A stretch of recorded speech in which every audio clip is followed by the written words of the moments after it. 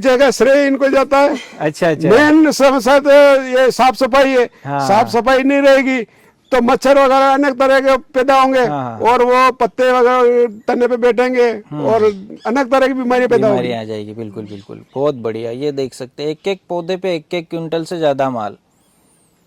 तो पुनः इनको हार्दिक शुभकामनाएं सालगिरह की। नमस्कार किसान भाइयों, मैं डॉक्टर विवेक जहांगीर नर्सरी बराड़ा से। आज हम आए हैं राजस्थान, गोमाना। भैया का इंट्रोडक्शन लेंगे। हाँ भैया, अपना परिचय दीजिए। मुकुंदलाल साहू, ग्राम गोमाना, तहसील छोटी सालडी, जिला प्रतापगढ़। अच्छा अच्छा। क्या आपने जो बगीचा लगाया है, हाँ। तो कैसा क्या रहा अनुभव, ये सब हम जानेंगे। सबसे पहले आपने कितने पौधे लगाए हैं? कुल कितने पौधे लगाए आपने? 600 पौधे लगाए। 600 पौधे लगाए। कितनी दूरी पर लगाए ये? 6x8। 6x8 पे आपने बगीचा लगाया है। कौन सी वेराइटी का चयन किया था आपने? ताइवान 786 और बेबी। ताइवान रेड लेडी और रेड बेबी। आधे आधे पौधे दोनों। आधे आधे दोनों लगाए थे। लगाने का समय क्या है अपने? यही अप्रैल में। अप्रैल महीने में। किसान भाइयों, भैया ने 6x8 की दूरी पर बगीचा लगाया था अप्रैल माह में, जिसमें ताइवान रेड लेडी और ताइवान रेड बेबी दोनों वैरायटी के पौधे लगाए हैं। यहाँ पे हम इस बगीचे का पूरा व्यू जानेंगे, कैसा रहा और दोनों वैरायटी में क्या अंतर रहा, कौन सा फल ज़्यादा अच्छा है, क्या मार्केट में बिक रहा है, सभी बातों की हम विस्तृत जानकारी भैया से लेंगे। अप्रैल महीने का ही क्यों चयन किया आपने? वो इस सीजन में फसल जल्दी पक जाती है। अच्छा। और मई में लगाएंगे तो उससे 1 महीना लेट होगा। हाँ। और जून में लगाएंगे तो 1 महीना और लेट होगा, तो वो भाव नहीं मिलेगा। भाव नहीं मिलेगा। और मई जून में गर्मी भी आ जाती है। गर्मी भी आ जाती पौधे परेशानी आती चलाने में। में। इसलिए भैया ने जो मार्च और अप्रैल राइट टाइम रहता है उसका चयन किया। लगाने के बाद बगीचा कोई परेशानी तो नहीं हुई आपको? नहीं, कुछ परेशानी नहीं आई है। वो 2 बार पोटास और डीएपी रिंग बना के दिए हमने। हाँ। 2 बार दिए। अच्छा। फिर वापिस हमने उस धोलों पे मिट्टी चढ़ा दी। हाँ हाँ। फिर वापिस में 1 बार और खाद डीएपी खाद डाल के पिलाई कर दी। अच्छा। नहीं, जैसे सबसे पहले आपने बगीचा अप्रैल में लगाया, तो उससे पहले क्या किया आपने? उससे पहले उसको सबसे पहले हकाई जुताई की और धोले लगाए। खाद में, देसी खाद में क्या डाला? देसी खाद हमने गायों का कितना डाला? जैसे 1.5 बीघा 2 बीघा जमीन है, तो इसमें कुल कितना खाद डाला देसी? 2 ट्राली खाद डाला। 2 ट्राली देसी। ये हर साल डालते रहते हो? हर साल डालते हैं। अफीम भी बोते हैं इसी खेत में। इसी खेत में अफीम थी, तो अब उपजाऊ खेत है। उपजाऊ खेत है ना। ये जो खेत देख रहे किसान भाइयों, ये अफीम क्रॉप हमारे नीमच जिले में होती है। 50 आरी का रकबा था पहले, अब रकबा इनका 10 आरी का हो गया। तो जो बचा हुआ हिस्सा था उसमें इन्होंने बगीचा लगाया। तो जो अफीम का रकबा रहता है उसकी भूमि काफी उपजाऊ रहती है। वहाँ पे हमारे किसान भाई हर साल देसी खाद डालते हैं। तो जो ये फसल आप देख रहे हैं, इसके पीछे का मेन रीजन है देसी खाद, जो इन्होंने प्रचुर मात्रा में पहले भी प्रयोग किया हुआ है और बगीचा लगाने से पहले भी 2 ट्राली के हिसाब से इन्होंने बीघे के हिसाब से डाला है।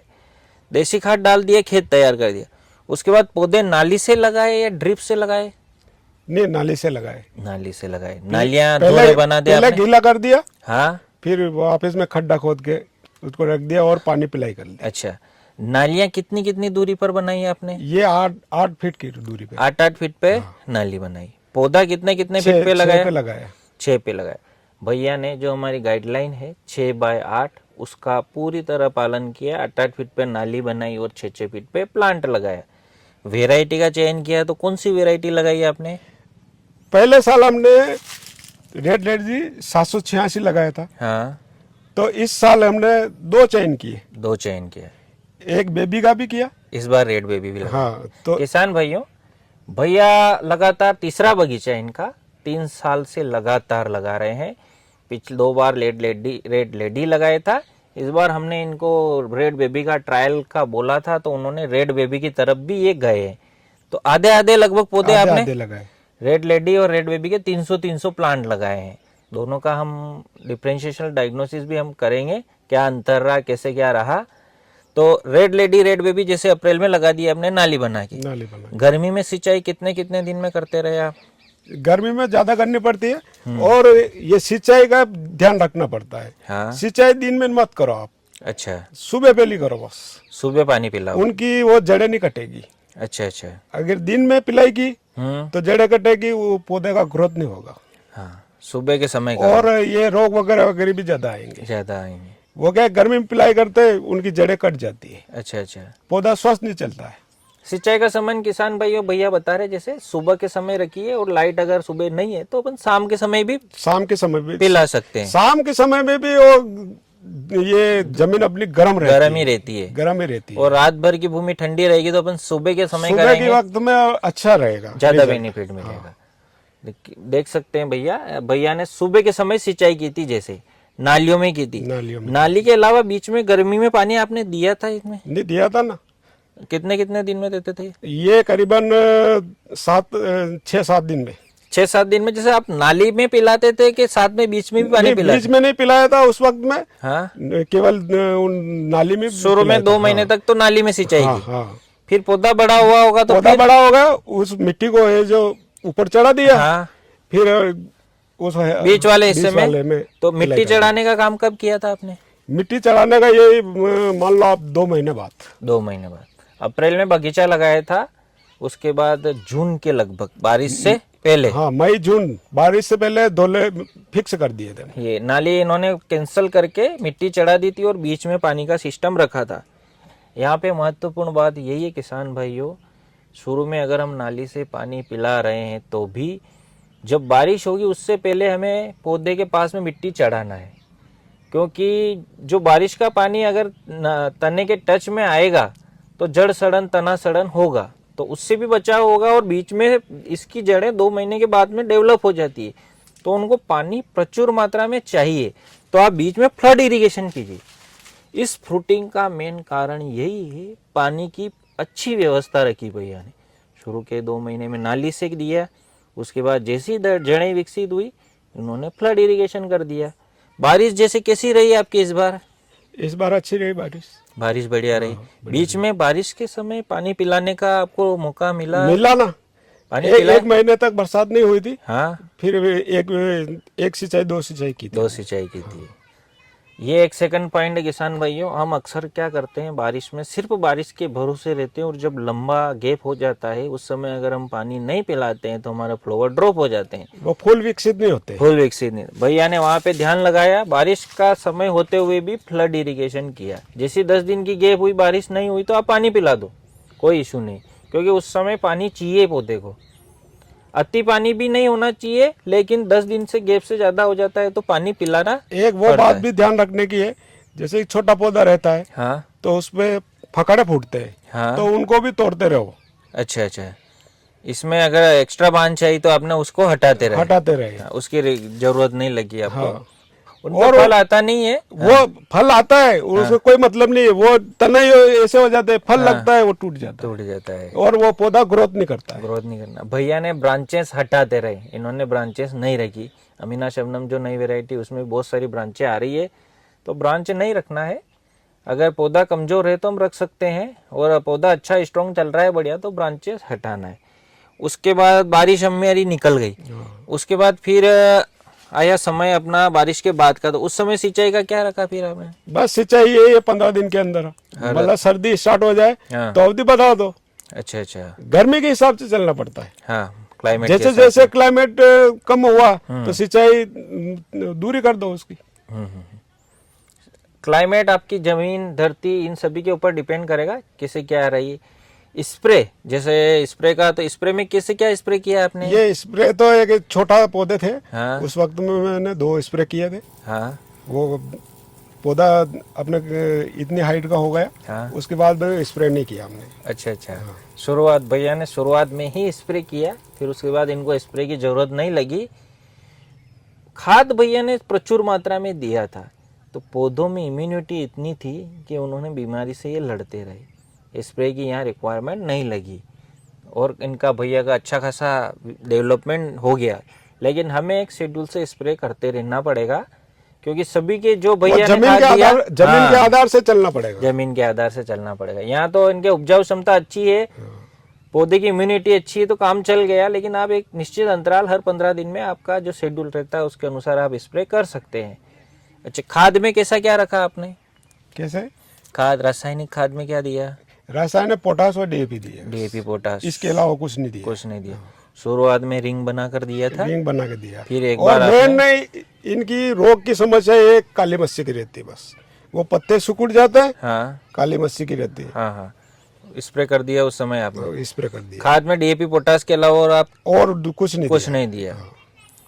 इसीलिए कहते हैं भैया का ये लगभग जैविक रहा। इन्होंने बिल्कुल संतुलित मात्रा में सिर्फ 2 बार खाद दिया। पहला इन्होंने महत्वपूर्ण ध्यान ये रखा कि देशी खाद अच्छे से दे दिया। उसके बाद फिर रिक्वायरमेंट के आधार पर पौधा जब शुरुआती अवस्था का था तब एक बार रासायनिक दिया, और फिर जब बड़ा हो गया तो फिर एक बार बस मेन कारण इन पौधों का ये है कि पिलाई का ध्यान रखें, पिलाने का। ये आपको दवाई वगैरह बहुत निम्न प्रकार कम छिड़कनी पड़ेगी। बस मेन से ये है कि सुबह की टाइम में पिलाई होनी चाहिए इनकी। सुबह पिलाना है, शुरू में और गर्मी दिन में पिलाओगे जड़ें सड़ेगी, हाँ, तो अनेक तरह के रोग आएंगे। हाँ हाँ, वो पौधा भी स्वस्थ नहीं चलेगा, क्योंकि जड़ें ग्रोथ नहीं करेगी। बिल्कुल बिल्कुल। तो जैसे दोनों वैरायटी लगाई, तो इनमें से अच्छा कौन सा लगा आपको? ये 786 अच्छा रहा।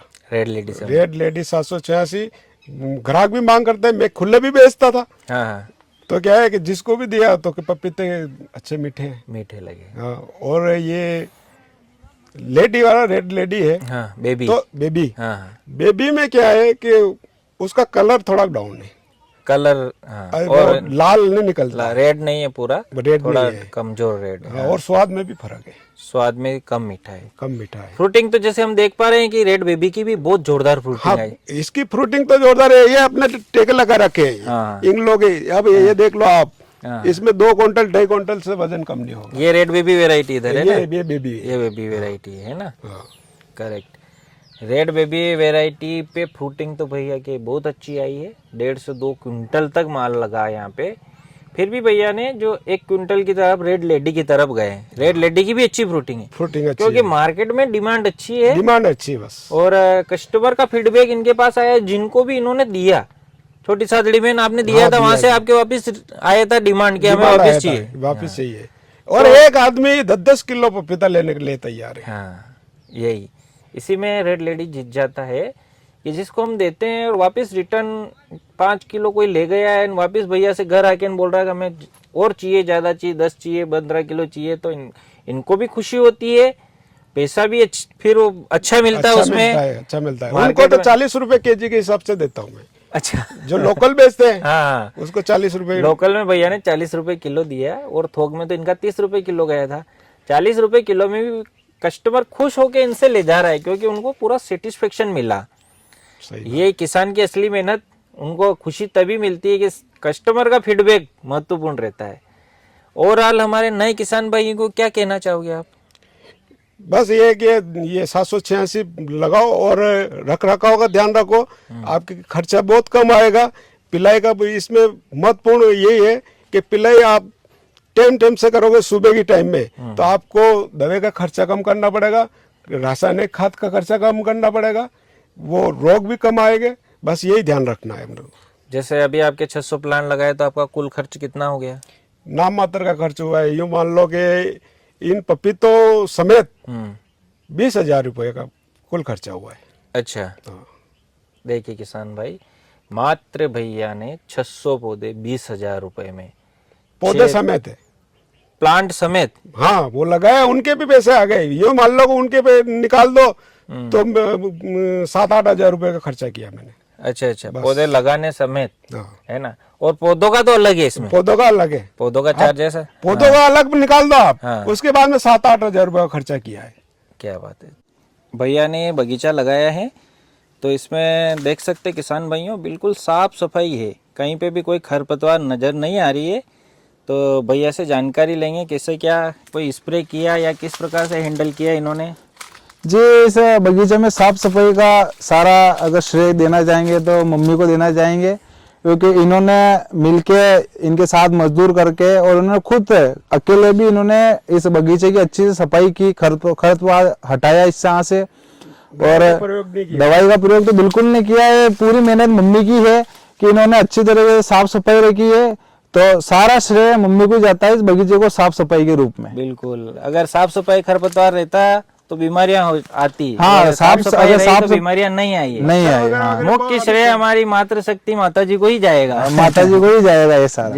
ये देख सकते हैं, बहुत बढ़िया इन्होंने मेहनत की, क्लीन बगीचा रखा, और इसके कारण ये जो आज भैया की फ्रूटिंग आई हुई है बेहतरीन। से बात हुई तो इनका एनिवर्सरी भी है आज 22 नवंबर। भैया से जानते हैं कैसा क्या अनुभव रहा। बहुत अच्छा रहा। अच्छा रहा। आज 32 साल हो गए हमको। 32 साल हो गए है ना। हाँ। आज 22 नवंबर को आपकी शादी की सालगिरह भी शादी है की ना। सालगिरह भी है। भाभी जी का भी इंट्रोडक्शन दीजिए आपका। क्या नाम पता अपना? मेरा नाम लक्ष्मी है। हाँ, और पियर लिम्बाहाड़ा, ससुराल गोमाने में। अच्छा अच्छा। पहले आप खेती में कार्य करते थे वहाँ पे? बिल्कुल नहीं किया कभी। अच्छा, यहाँ गोमाना की आपने शुरुआत की? गोमाने में आके सीखा सारा काम। यहाँ आके सीखा है, और देखो ये कितना जबरदस्त मेंटेन किया है। ये हमारे भारत की मातृशक्ति, जिस भी क्षेत्र में जाएंगी उस प्रकार ये इनका ढलने का नेचर रहता है। और यहाँ गोमाना में आके इन्होंने कृषि कार्य शुरू किया था, और अफीम भी हम इनकी बताएंगे, बहुत ही नंबर 1 एरिया की है। इन्होंने बहुत अच्छा प्लेटफॉर्म भी बनाया हुआ, और ये बगीचा इनकी मेहनत से ही हुआ है। खरपतवार का नियंत्रण इन्होंने बहुत अच्छा किया। नहीं? बगीचे का श्रेय इनको जाता है। अच्छा अच्छा। मेन समस्या तो ये साफ सफाई है। हाँ। साफ सफाई नहीं रहेगी तो मच्छर वगैरह अनेक तरह के पैदा होंगे, हाँ। और वो पत्ते वगैरह तने पे बैठेंगे, और अनेक तरह की बीमारी पैदा होगी। बीमारी आ जाएगी। बिल्कुल बिल्कुल, बहुत बढ़िया। ये देख सकते हैं, एक एक पौधे पे 1-1 क्विंटल से ज्यादा माल। तो पुनः इनको हार्दिक शुभकामनाएं सालगिरह की।